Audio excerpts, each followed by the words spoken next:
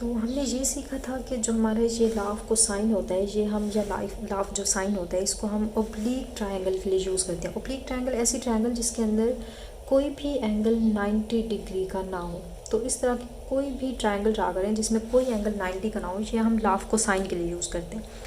But जब हम Pythagoras theorem की बात करते हैं, मतलब हाइपोटेनस का square equal perpendicular square plus base का स्क्वायर, ये जो फॉर्मूला होता है ये जस्ट स्पेसिफिक होता है आपकी राइट एंगल ट्रायंगल, मतलब ऐसे ट्रायंगल जिसके अंदर एक एंगल जो हो वो 90 डिग्री का हो।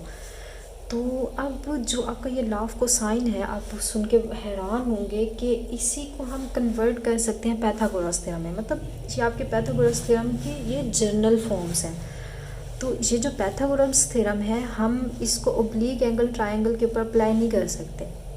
बट जो ये हमारा लाफ को साइन होता है, ये इनफैक्ट लाफ साइन होता है, वो हम राइट एंगल ट्रायंगल के अंदर यूज़ कर सकते हैं क्योंकि ये इसकी जनरल फॉर्म होती है। कैसे कि देखिए, मैं इसको अगर कन्वर्ट करूँ तो बहुत ही इजीली ये हमारा कन्वर्ट हो जाएगा। ये इसकी जनरल फॉर्म होती है क्योंकि जब हम ओब्लीक ट्रायंगल की बात, उसमें कोई एंगल 90 का होता ही नहीं है, तो उसमें परपेंडिकुलर बेस हाइपोटेनस हमें नहीं मिलते, तो उसके लिए ये रिज़ल्ट पाइथागोरस आपका फेल हो जाता है। तो इसकी जनरल फॉर्म देखें क्या है कि अगर मैं यहाँ पे ऐसे करूँ, मतलब परपेंडिकुलर बेस की बात ना करूँ, ये इसको यूज़ करें तो ओब्लीक ट्रायंगल के अंदर होल्ड कर जाता है। बट अगर इसी को मैं कन्वर्ट कर दूँ हाँ पाइथागोरस थ्योरम के अंदर, तो मैं कर सकती हूँ। कैसे कि देखिए, अगर मैं यहाँ पे कोसाइन अल्फ़ा बीटा जो भी आ रहा है, इसी के अंदर जो एंगल थीटा उसको 90 डिग्री पुट कर दूँ। अब ये हालांकि ओब्लीक ट्रायंगल्स के लिए हम यूज़ करते हैं, ओब्लीक के अंदर कोई भी एंगल 90 का नहीं होता, बट अगर मैं 90 का पुट करूँ तो अब ये फार्मूला किसके लिए कन्वर्ट हो जाएगा, ये स्पेसिफिक कन्वर्ट हो जाएगा राइट एंगल ट्रायंगल के लिए। सेम जहाँ पे आपको कोसाइन बीटा नज़र आ रहा है तो आप यहाँ पे 90 पुट कर दें, सेम यहाँ पे भी कोसाइन 90 पुट कर दें, तो आपको ये कन्वर्ट हो जाएगा इसके अंदर। तो देखें, जो कोसाइन आपका 90 डिग्री होता है वो हमेशा ज़ीरो के इक्वल होता है। तो जैसे ये टर्म ज़ीरो होगी, ये पूरी टर्म ज़ीरो हो जाएगी। सेम इसके अंदर भी ये सारी की सारी टर्म्स जो हैं ये ज़ीरो हो जाएंगी। ऐसे होगा ना, क्योंकि 2b से इससे मल्टीपल हो रहा है, तो मल्टीप्लिकेशन ज़ीरो मल्टीप्लाई हो तो वो सारा ज़ीरो हो जाता है। तो मतलब क्या हुआ कि हमारे पास जो बच गई हैं टर्म्स वो ये हैं कि एक साइड का स्क्वायर इक्वल है बाकी दो साइड के स्क्वायर। तो ये हमारा क्या होता है, हमारा पाइथागोरस थ्योरम होता है। जैसे कि फॉर एग्जांपल मैं यहाँ पे नेम दे दूँ, मैं फॉर एग्जांपल यहाँ पे ए बात करूँ, ये बी बात करूँ, ये मैं सी बात करूँ। तो अब एंगल को भी नेम हम कैसे देते हैं कि ए के अपोजिट जो एंगल आ रहा है उसको हम अल्फ़ा का नेम देते हैं, ये हमारा अल्फ़ा हो गया। सी के अपोजिट ये हम गैमा करते हैं, और जो बी के अपोजिट होता है उसको हम यहाँ पे बीटा कंसिडर करते हैं।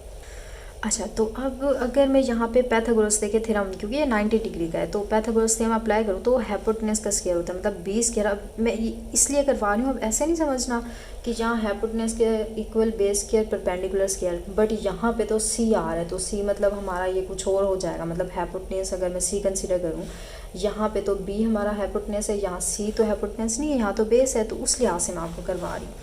अच्छा, तो अब इस ट्रायंगल के लिहाज से अगर मैं देखूं तो बी स्क्वायर इक्वल है मेरा पाइथागोरस थ्योरम सी स्क्वायर ए स्क्वायर, ये बनेगा। तो इसके लिए देखिए, मेरा 90 डिग्री का एंगल कौन सा था, बीटा था। तो इट मीन्स अब हमारा ये फॉर्मूला किसके लिए होल्ड करेगा, सेकेंड वन, क्योंकि हम यहाँ पे कोस बीटा ले रहे हैं। तो यही मसला हो जाता है कि अगर आप ऐसे इसको ना करें तो एंगल भी उसके रिस्पेक्ट में वही लेते हैं। मतलब जैसे यहाँ बी स्क्वायर है तो बीटा आएगा एंगल, यहाँ सी स्क्वायर है तो गैमा आएगा, ए स्क्वायर है तो एंगल अल्फा आता है। ये फार्मूला आपने याद रखना है। तो देखिए, वही फार्मूला बन गया। जैसे मैंने कोस बीटा मतलब कोसाइन बीटा की वैल्यू 90, बीटा को 90 डिग्री पुट किया, तो हमारा बी स्क्वायर इक्वल ए स्क्वायर प्लस सी स्क्वायर। इसका कोई इशू नहीं, आप पहले सी स्क्वायर लगा दें बाद में ए, ये एक ही बात है। क्लियर हुआ। अब सेम अगर मैं यहाँ पे मैं फॉर एग्जाम्पल इसको मैं बीटा में लेंथ जो है मैं ऐसे इसको यूज़ नहीं करती, मैं कहती हूँ मेरी ये वाली साइड जो है ये सी है। चलें एक और यहाँ पे ड्रा कर देते हैं कि मैं कहती हूँ मैं इसको यहाँ पे सी करती हूँ, इसको मैं बी कर ए करती हूँ, इसको मैं बी। अब ये हमारा 90 डिग्री। अब सी के सामने जो होगा वो हमारा जैसे ए के सामने अल्फ़ा, बी के सामने बीटा, सी के सामने गैमा होगा। क्लियर है। तो अब इसके ऊपर हाइपोटेनस ज़रा लगाएं, पाइथागोरस थ्योरम को लगाएं, तो हाइपोटेनस का स्क्वायर ए स्क्वायर प्लस बी स्क्वायर ये होता है। तो अब देखें कि अब मैंने 90 डिग्री किसको पुट किया हुआ है, गैमा को पुट किया हुआ है। तो गैमा हमारा कहाँ पे आ रहा है, ये आ रहा है। तो मतलब इट मीन्स हमारा फॉर्मूला इसके लिए क्या बनेगा, सी स्क्वायर इक्वल, तो देखें यहाँ से हमारा जनरेट हो गया। क्लियर हो की बात।